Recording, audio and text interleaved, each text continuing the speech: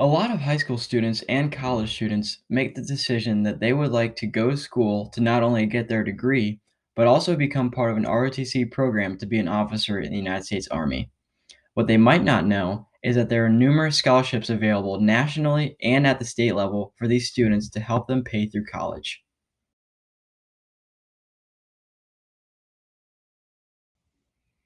My name is Lowell Parascandola, and I was fortunate enough to receive a 4-year national scholarship for Army ROTC, which I'll talk about later. I'm part of the WVU Army ROTC battalion, and I'm a biology major currently.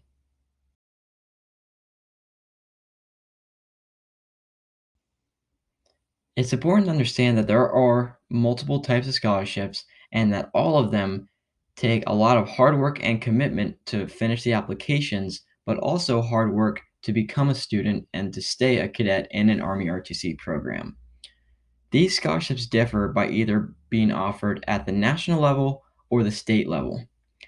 These different scholarships also have required different types of service after commissioning as an officer, such as being a full-time active duty soldier or being a part-time in the reserves, or even being in the National Guard unit at a certain unit in a state.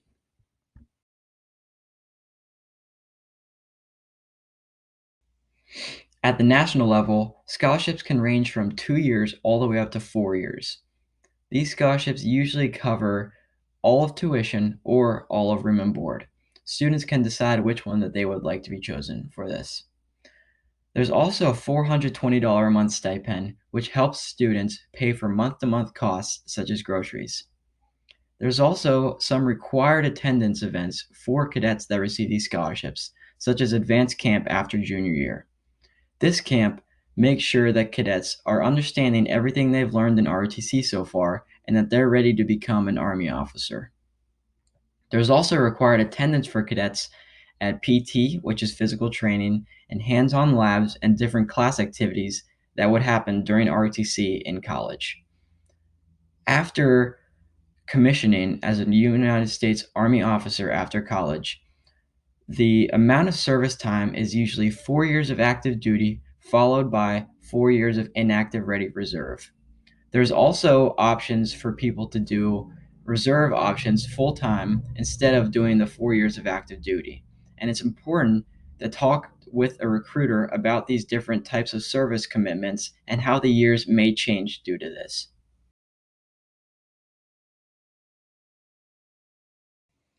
The second main type of scholarship is the Army National Guard scholarships offered at the state level. And these all encompass the simultaneous membership program for Guard units, which requires students to not only be a part of an Army ROTC program at a school, but also attend events such as drill for a National Guard unit. The first type is a dedicated Army National Guard scholarship, and this encompasses 4 years.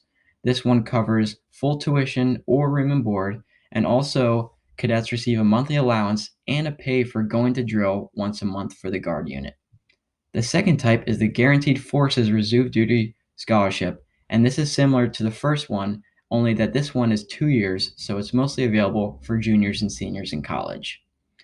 The final type of scholarship is the Minuteman Scholarship, and this one encompasses full tuition or room and board, but it requires students to serve in the Army National Guard after commissioning as an officer. With all of these scholarships, it's important to remember that these different service types are different after commissioning. And it's important to talk with someone who's an expert on these scholarships to make sure that you're picking the right one for you.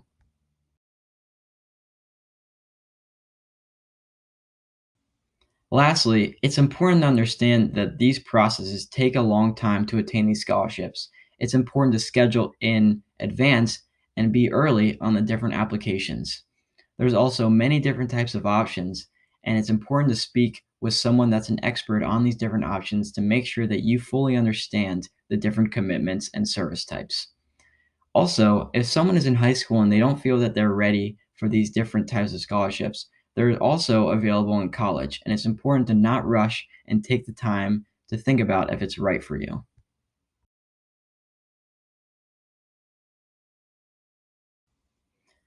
These websites not only offer the different options for scholarships, but have contact information for people that you can talk to about these different scholarship types to make sure that you're picking the right one for you.